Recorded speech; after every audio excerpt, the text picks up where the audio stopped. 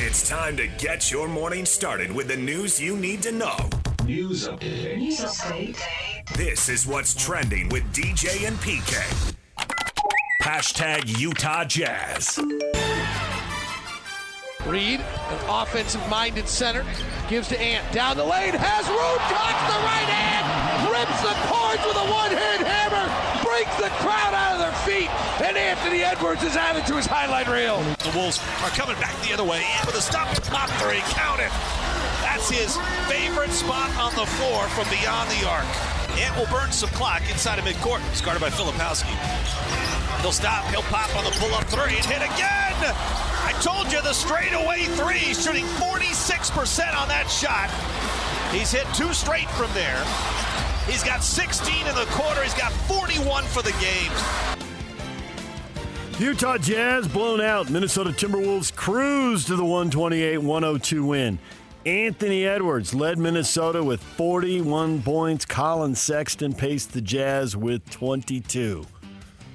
To me, the most interesting thing down the stretch now is how are they going to tank games without being completely obvious about it and getting the NBA mad? You can sit some guys and the NBA doesn't care. But Lauri Markkanen's been an all-star game in the last 3 years, so how you sit him matters to the NBA. That may seem arbitrary and capricious to you. That is the way the NBA does business. And what it comes down to is Lauri Markkanen's going to play in the first half, but the second half, fourth quarter, that's it. You know, I think what happened is he sat down and his back tightened up. Yeah, I mean, we want to play him, and we put him out there, but, you know, he was managed to get a little loose at halftime, but man, he just really couldn't. He's not playing as loose as he needs to play. No. Like, we're worried about him. No, I don't think so. So now his minutes are going up. We'll see if this holds. He had 19 minutes in one game. Now he had 26 in this one. He only took 3 shots after halftime. So they will play Lauri Markkanen, but he took 9 shots before, and then 3, and it just reflects his playing time. And the Jazz lose, and they're getting good at losing. It's what they're trying to do. I watched Portland. Portland just won their 29th game. Honestly think if the Jazz were playing their guys, and the guys were playing big minutes, and they were playing to win, and the guys who closed the game were the guys who are best at closing the game. It's often your starting 5, but not always. Yeah, might have 1 or 2 bench guys in there. They'd be close to what Portland is doing. Portland's high. I think Portland's sitting on 29 wins now. I think that's where the Jazz would be. But the Jazz sit on 15, and that gives them the worst record in the NBA, which does not improve your odds of drafting number 1 or 2 or 3 or 4. They flattened all that out. But if they finish with the worst record in the NBA, and it will be close, and there's some pivotal games coming, it eliminates their chance of being 6th or 7th. If you're the worst team in the NBA, you can't draft worse than 5th. You should be able to identify the top 5 players in the draft, know you're going to get one of them, hope the rest of the league doesn't see it the way you do, and maybe you get one of the top 3 or 4 players in the draft. You won't get the number 1 player in the draft because everybody sees that the same way. So that's not happening. I can't imagine Harper's going to fall to 5 either. Gone! And maybe at 5, you do have a chance to move up to 4 or 3. I don't believe you'll have a chance to move up to 1 or 2. But maybe you can move up to 3 or 4 if that's really important to you based on how you've evaluated guys. Jazz get beat. Jazz are back home tonight. They're going to face the Chicago Bulls going back-to-back. It didn't feel good after that back-to-back. You had to send them in the second half because the back tightened up. Coverage starts on the Zone, 6 o'clock. Jake Scott, Tim Lacombe with the pregame show, and then tip off at 7. DJ and PK. Hashtag NBA. Here's Doncic, draws the big Iguodala, so drives past him and gets the layup with the left hand. Gorgeous finish by Doncic, who's got 33. Gilgeous-Alexander against Kuzma, working top of the key on the dribble. Looking left, slicing right. Elevates and fades, the right of the lane. 13-foot jumper, nothing but net. He's got 20 for the 62nd straight game. Mitchell switches on Banchero, and Banchero gives the Magic a 1-point advantage. Highlights around the NBA right there. The Orlando Magic snap Cleveland's 16-game win streak. with a 108-103 win. Did not have that on my bingo card, but who plays and how tired are you? How focused are you? How much has the travel caught up to you this time of year? Somebody had to get Cleveland. You don't get to win forever. Steve Kerr passed Al Attles as Golden State's all-time winningest coach with his 558th victory, leading the franchise Saturday night as the Warriors beat the Knicks 97-94. The Golden State Warriors are on fire, and I can't believe that they're going to win a championship. But you definitely wouldn't want to play them in the first round, and you really can't be surprised if they make a playoff run because it feels like playoff Jimmy's going to show up. And you'll get the best out of him. And you already trust Curry, who, by the way, is lights out. So they won 7 in a row. And they won 12 out of 13. And they went 13 out of 15 since the trade. And I think Butler didn't play in one of the 2 losses. So they are awesome since then, and there is no stopping those guys. Well, maybe there is, but not this month. We'll see when the playoffs come. You know who else there's no stopping? And I say it's because of the big trade. Your Washington Wizards, who PK and I both agree this is going to be the worst team in the NBA. They are bad. They've got no hint of being good. They are terrible. They traded Kyle Kuzma. And they are suddenly a decent to mediocre team. You can take any stretch you want. They won their last 2 games. They beat Denver on Saturday. What? You beat Denver? How'd you do that? You're terrible, Washington. They've won 2 in a row.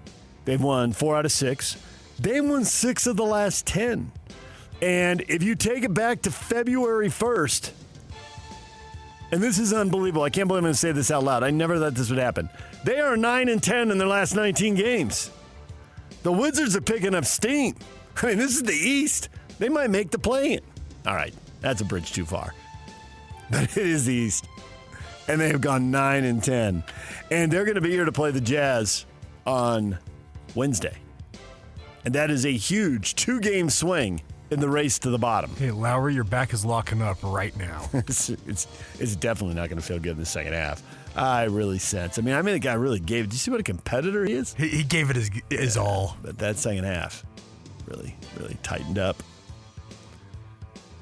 Jalen Brunson expected to miss another week or 2 as he works his way back from a right ankle sprain he suffered nearly 2 weeks ago in a loss to the Lakers.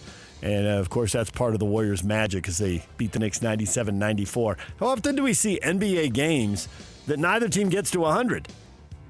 And yet the Warriors win 97-94. That's a score straight out of the 90s. Let me check the box score and see what Charles Oakley did in that game. What happened? DJ and PK. Hashtag college basketball.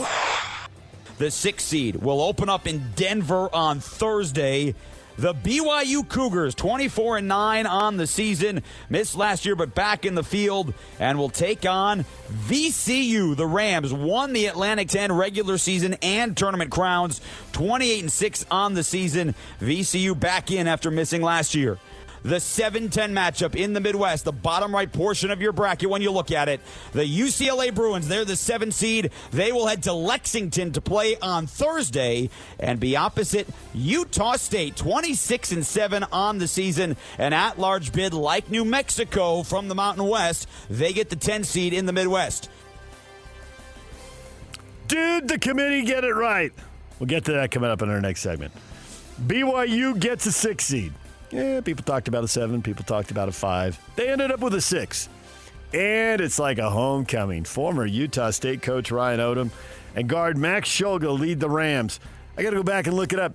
Did Shulga ever get to play against BYU in his 3 years? All of 4 minutes and scored 2 points or something like that. Yeah. Max Shulga, how are you? Ryan Odom career record versus BYU, 0-2. 0-2. 6 seed versus the 11 seed.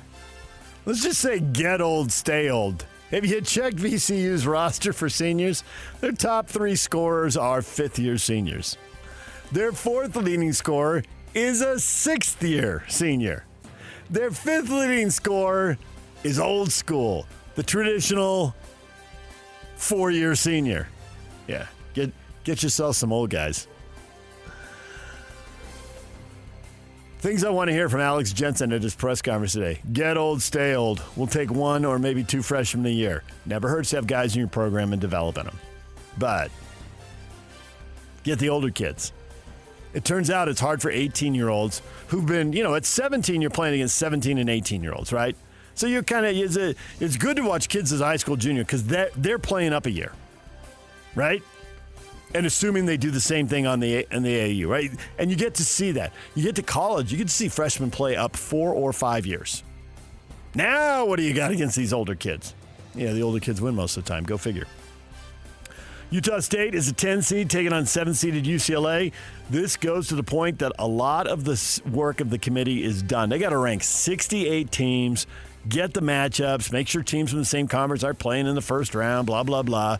And you can't do it all Sunday morning when you get up even if you go to work at 6 a.m. It's got to be done. They didn't get hurt. They did not get hurt getting blown out on Friday. But their coach is mad, and we're going to get to that coming up at 7:30. USU is playing bad basketball. Not struggling, not bad. Down by 27. And if you think that rally, it may have made fans feel better, it did not make the coach feel better. UCLA and Utah State. The SEC got 14 teams in. We'll get to that. North Carolina. North Carolina over Boise State. North Carolina over Drake. I'm shocked. I'm stunned. How could that happen? UVU headed to the NIT. They lost in the WAC tournament final. They're going to play USF Wednesday. DJ and PK.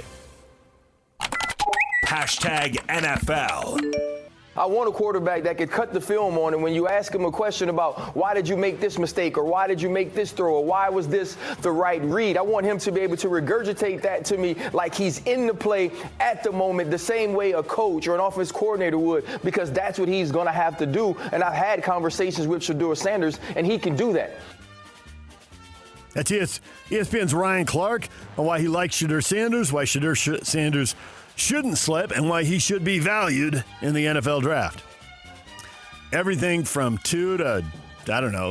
I mean, he's not going to fall farther than that, I wouldn't think. I mean, the way quarterbacks go, honestly, I would think someone would trade up at 2. That's the thing is quarterbacks are at a premium, even if he's not a top tier in other drafts. He's the top of this draft, and teams need quarterbacks. So, Cincinnati Bengals agree to terms on contract extensions with their star wide receiver tandem. Jamar Chase, 4 years, $161 million, $112 guaranteed. T. Higgins, 4 years and $115 million. Chase is now the highest paid non-quarterback in NFL history, averaging $40 million a year. Okay, $40.25 million. So now cheat the man out of $250,000. Cincinnati.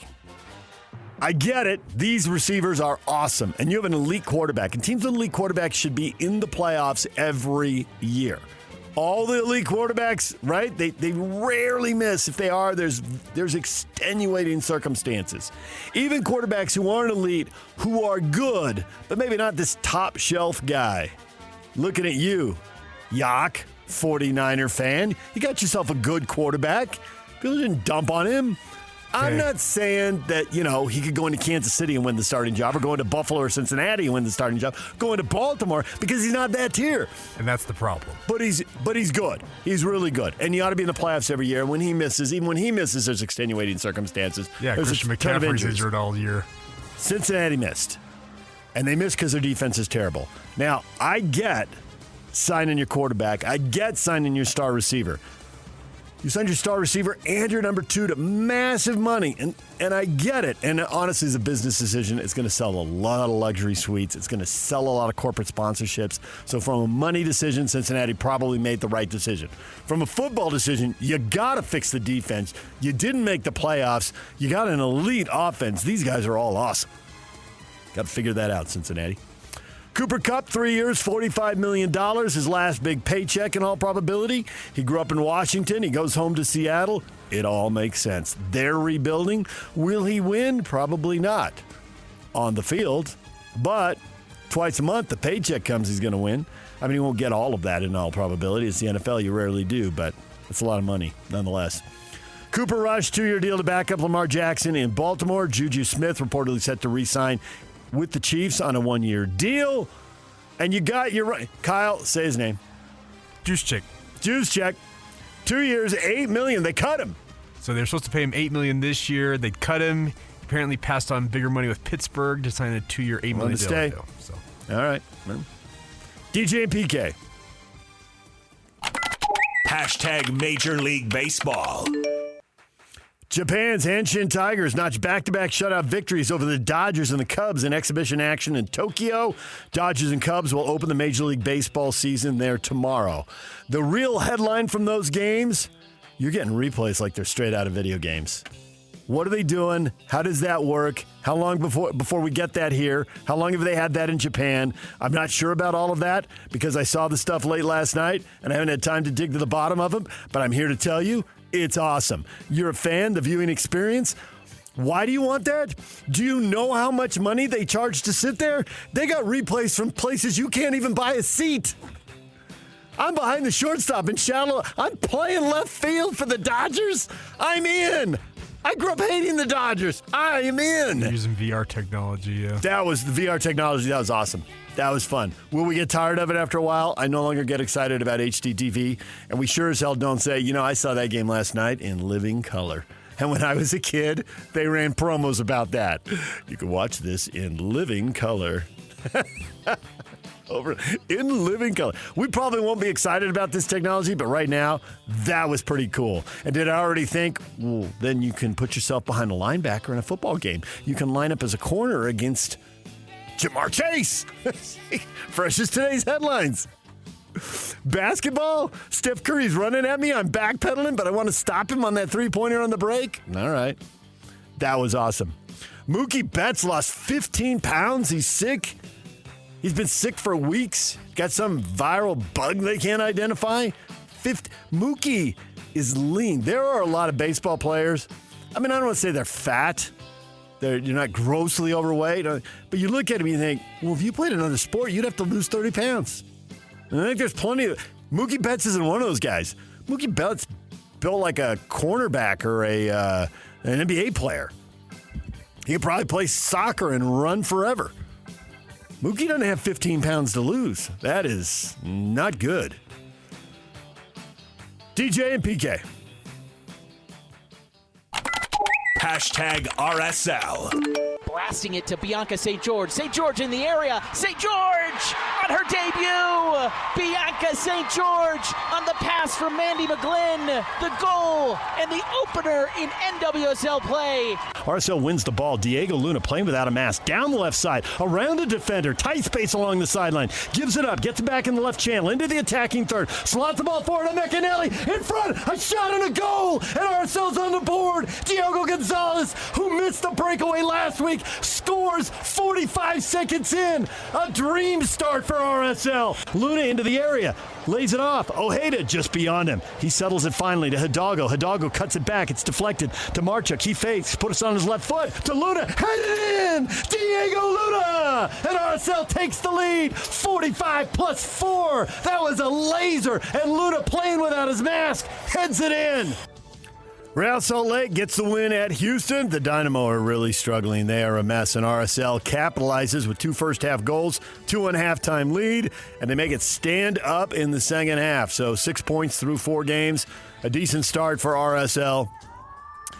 Diego Luna was awesome. I guess he was right about taking the mask off.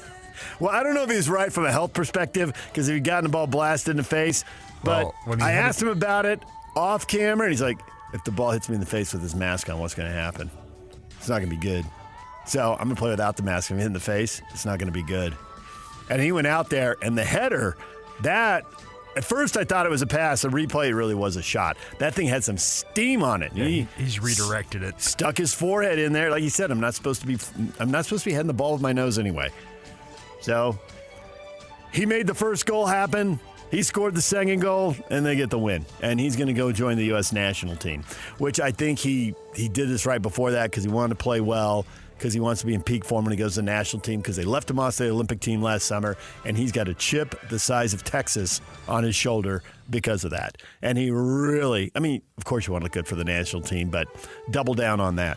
Also in there, you heard the Utah Royals, their season opener, a 1-1 draw in San Jose with Bay FC. They are on the road Saturday when they take on the San Diego Wave at Snapdragon Stadium. DJ and PK. #golf. Rory McIlroy, J.J. Spawn on the course for a 3-hole aggregate playoff this morning to determine the winner of the Players' Championship. Yeah, so we get Monday golf. It's rolling right now. And? Rory's ahead by 1 stroke. J.J. Spawn just dunked one on 17, though. So they put the 3-hole aggregate. So they played the first hole. Correct. And that's where McIlroy picked up a stroke. Correct. And now he's about to pick up more on the second hole. Because Spawn just overshot 17 green. So I can't visualize that. What does that look like? 17 at the Players' Championship. There's a green. There's a lot of water around but it. It's technically a peninsula. I know it's not an island green. So J.J. Spawn is in a world of trouble, and Rory McIlroy ought to win. For all the people who said he'd never win again because he took the guy's phone and it shows he's not accountable, and all the way he talked about it afterwards at the press conference, and he literally wins that week. I guess when people said he'd never win a major, they've still got hope. But Patrick Fishburne, Tony Finau missed the cut. Local guys not making the weekend. DJ and PK. #NHL. Bukestad collects it, centers, they score! Kevin Stenlund has goals in back-to-back. This one ties the game. Back upstairs, Schmaltz gets it back from Mata. Rister, save, rebound, they score! There's Logan Cooley. Welcome back, number 92.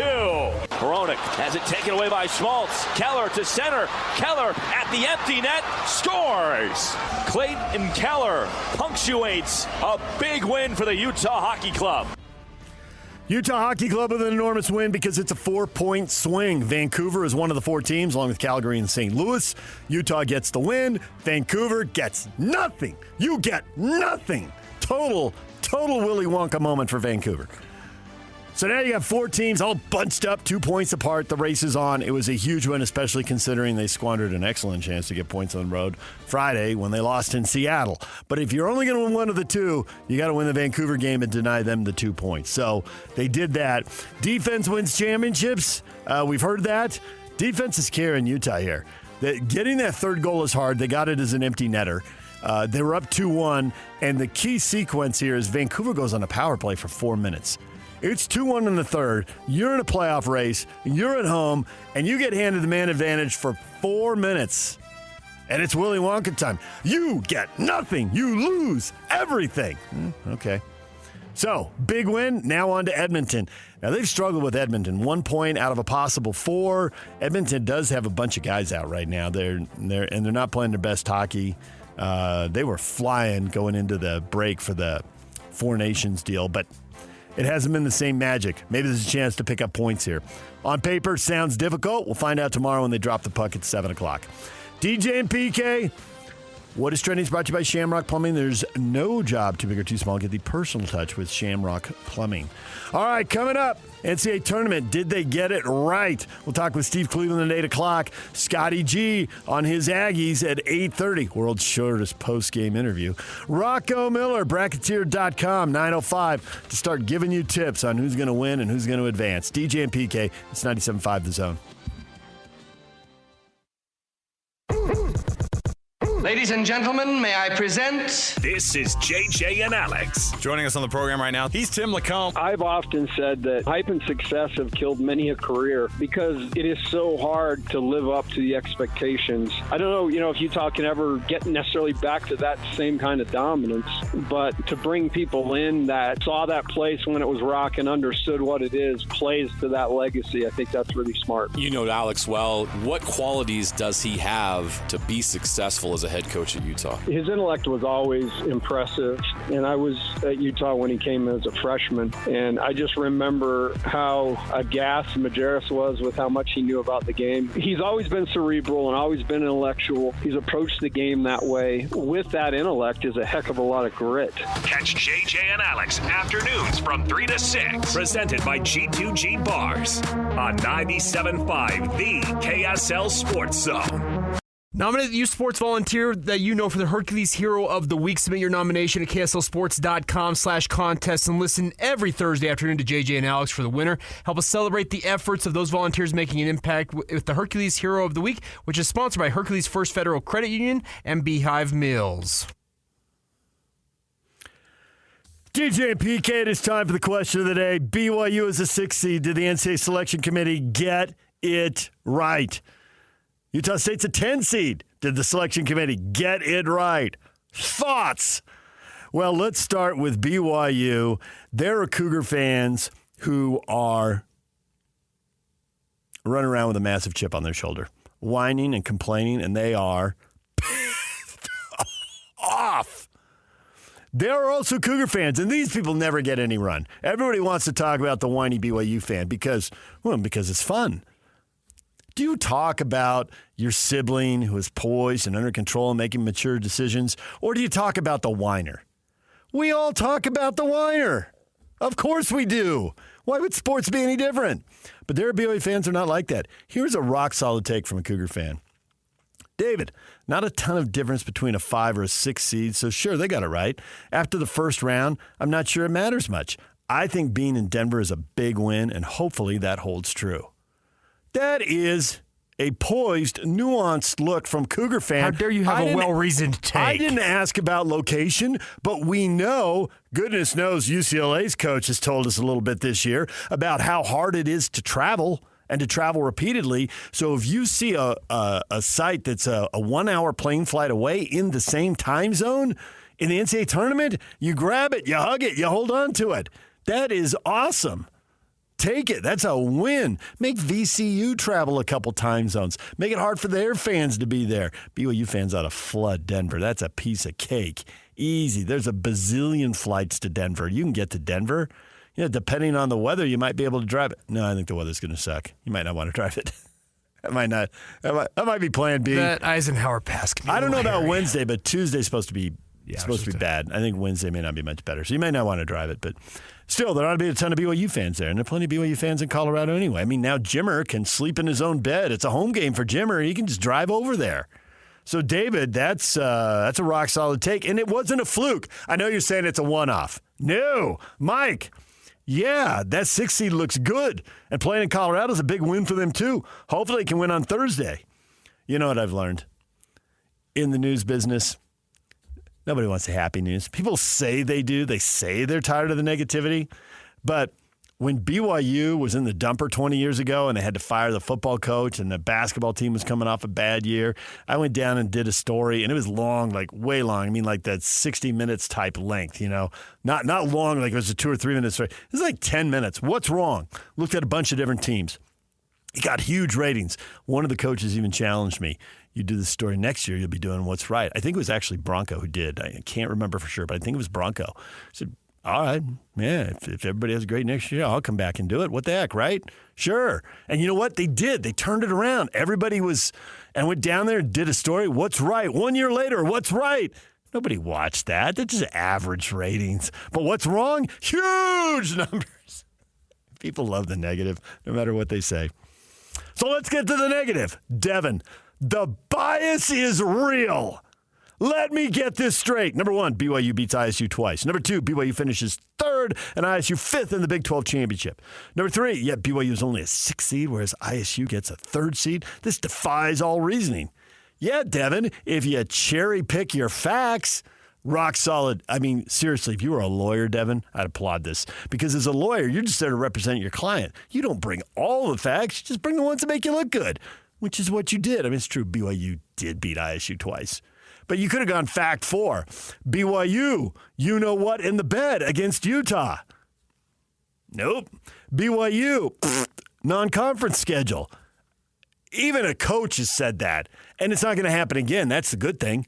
From everything he's indicated, I mean, the schedule isn't set yet, so I guess there's no guarantees, but everything he's indicated, they're going to play a better non-conference schedule. They absolutely got hurt by their non-conference schedule. As soon as we saw their non-conference schedule, we knew it was nothing. And I might add that the Utah wasn't a one-off when it comes to, you know what, in the bed. Here's a word for you. Yuck. Didn't you grow up in Utah County? Yes. Didn't your dad work for BYU? For a short time. Yeah. Haven't you cheered for the Cougars? 7-year-old you, not rock solid, professional you. Oh, no, yeah. Grandpa was the team optometrist for years. If I say the word Providence, does this send a shiver down the spine of anybody you went to Mountain View High School with? Providence. No. That was a bad game. They get some stinkers on their resume. It's limiting. 6 is a pretty good spot to land. This defies all reasoning. Come on, Devin. It doesn't defy reasoning. Just non-conference scheduling absolutely crippled BYU's resume. There's zero doubt about it. Jared, yeah, the NCAA committee did it right. I'm happy with a 6. Everyone knows we are 1,000% one-dimensional. The minute the 3 stop falling, we're done. Well, to be fair, Jared, you can say that about a lot of teams. Oh, wait, that's Jared's point. And a lot of teams can be seeded 6, 7, 8, 9, 10. But if you're going to skyrocket up among the elite, maybe you should defend like Houston does. Can Houston win the 3 stop falling? Yeah, because the whole team's under 60 points because they defend with focus and determination for 40 minutes. And if you are loose with the ball for 1 second, they will pop that thing loose and go the other way. Brian, it doesn't really matter what seed you are. The best team will win. Oh, how about that, Brian? How about that? Let's go out and beat the other team. Maybe it helps you in the first round because you get an easier seed. But certainly by the time you get to the Sweet 16,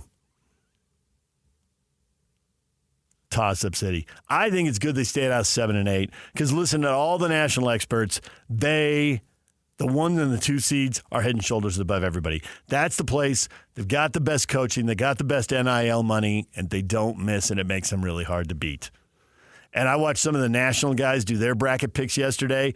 Chalk, chalk, chalk. Favorite, favorite, favorite. Elite team, elite team, elite team.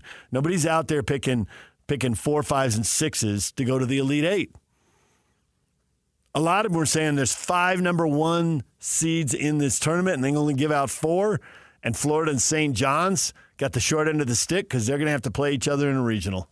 And everybody thinks Florida, if you want to put that in your bracket, everybody thinks Florida and St. John's the regional final. Don't mess that up. Just take Florida and St. John's to the regional final. Now, as far as the Aggies, did they get it right? I'd say 100% yes. I would say the 10th seed is the best the Aggies could have hoped for. They've lost 3 of the last 5 games. They've looked really bad in the 3 losses. There isn't a hard-fought game with a 1, 2, or 3 seed in there. Colorado State got it by 27. They did rally, but even that, listen to Coach Jared Calhoun give the world's shortest post-game interview. This thing lasts 1 minute and 9 seconds. They've lost 3 out of 5. They've been blown out twice in the regular season. They were getting blown out in the tournament. They made it look better, but they were never really going to win the game. And the wins are against teams. UNLV was shorthanded, missing multiple guys, and Air Force is terrible. And Jared Calhoun is mad. When a coach sounds like this, the 10 seed is the best you can hope for. Coach Calhoun, kind enough to carve out a few moments for us. And Coach, there's a lot to break down here on this one. First off, you can look at it from a standpoint of you get down by 28, but then you cut it all the way down to 7. So just kind of giving you your emotions on what you saw tonight. Yeah, Scotty, I lost my voice, so this is going to be very, very short and sweet. But, you got to credit Colorado State. They outclassed us, outplayed us. Proud of Jordy and ID getting in there playing good minutes. When you look at what you're going to be looking at now going forward, you have to wait till Sunday. What's these next couple days like for you? Get out of here tomorrow as fast as we can, rest, and get ready for the NCAA tournament. What was your message to these guys based on that first half? Didn't really say much after. You talk about after the game? Or even I haven't really talked to them. We'll get together here in a minute. Obviously, Colorado State's the hottest team, ran into a buzzsaw. What was the message at halftime? Just didn't play very hard. I thought our seniors very disappointing. Tough way to go out. They didn't bring the energy and the effort we needed to win. How do you reset this thing going into postseason? 2 days off and then back to work. There it is, and we're done. All right, thanks, Coach. His voice was shot. Jordy, by the way, is a freshman. Yes, they cleared the bench, and that's when they got the effort and the intensity they needed. Utah State got a 10. Celebrated Aggie fans because it wasn't going to be any better than that. UCLA, hilarious that the committee sent them to Lexington. I find that hilarious. You got them complaining about the travel all year. You get to go to Rupp Arena. Do I need to point out the obvious here? I mean, there are major differences between men's and women's college basketball. But you know where it's the same? when you're in the same league and you get on a plane and you fly from the same airport to the same airport and do all the same travel, and USC and UCLA are both 1 seeds in the women's tournament, and they finished 1-2 in the conference, and one of those teams won the head-to-head matchups in the regular season, the other one won a conference tournament, those two teams just dominated. You know why? Because they're really good. So when UCLA goes on a losing streak in the middle of the season, yeah, I mean, the travel doesn't help, but, you had Michigan at home and you lost by 19. So for all the complaining and the fact that they have to travel, and I'm sure UCLA and Utah State both would have taken Denver. Denver's better than Lexington. So away they go. Aggies, I think the committee got it right. And if you look at forget all the personal opinion, all that, if you look at Ken Pomeroy, they got seated right where they were supposed to. Ken Pomeroy from KenPom.com, he put BYU 24. Well, if you're 24, you would say, let's see, 4 times 6 is a 24. A 24 ought to be a 6 seed. Boom! There they are. If you look just a little bit below that, number 30, VCU. Underseeded. Oh! Also, Utah State was 52. So now if you look at the net rating, yes. Utah State was 40 there. Yeah. BYU was also 24 in that. Mm-hmm. So the seeding, the VCU, and we can get to this as the week progresses, we'll worry about the seed in the brackets. VCU, that looks like a difficult game. Very good defensive team. Right. And again with the A-10. Because if you remember, Duquesne's in what league? A-10. Huh. And they did what? Got all up in BYU shorts. Feeling a flashback coming on. Yeah. All right, DJ and PK, we're going to take a break right now. When we come back, big press conference today, 6 o'clock, Alex Jensen. Is it an introductory press conference? I mean, if you went to high school here and you played college ball at the U and you're an assistant coach for the Jazz, I think it should be referred to as the reintroductory press conference. The homecoming press conference. We need another term. I don't think we need to be introduced to Alex. But there are things we want to know, and there's a couple things I want to know, and it's based on what I heard yesterday. Because let's face it, the bar for the Utes right now is to get back to the NCAA tournament. Eventually, it'll be to get to the Sweet 16, because that's what Rick Majerus did. That's what Jerry Pym did. You can just keep going back in the decades. It doesn't matter. 90s, 80s, 70s, 60s, 50s, 40s. The Utes ought to be in the last 16 standing. But first things first, get to the NCAA tournament. So there's 2 things I want to hear from Alex. I'm really intrigued by, and I don't know. I suspect the answers, but I don't know them, and we'll get to those questions next. Accessing. This is Hans Olsen and Scotty G. The general manager of the Utah Hockey Club, Bill Armstrong. So down the stretch, it seems like every game has a playoff-like feel to it. Is that something that this team has embraced coming down the stretch here? There's a lot of pressure that sits on top of our players. It's a must-win every game, but I like that. It's all about playing meaningful games down the stretch because we want to experience that pressure on our back where it's a must-win every single night, and we have to be at our best no matter who's coming in. We've got to find a way to win. I've really liked how our guys have responded, and we've been down a few goals and fought back to get points, and that's what you have to do at this time of the year. And there's a lot of hockey left. We got to keep pace with everybody else and keep winning and finding ways to get points. We got some big games coming up against some teams that are right in the race too, and we can take care of a lot of our problems by just beating those teams. Catch Hans and Scotty weekdays from noon to 3 on 97.5, the KSL Sports Zone. The band of the day today is Various. Yock's just having fun with St. Patrick's Day music today. It's brought to you by Live Nation. For all the live concerts and events in 2025, check out livenation.com.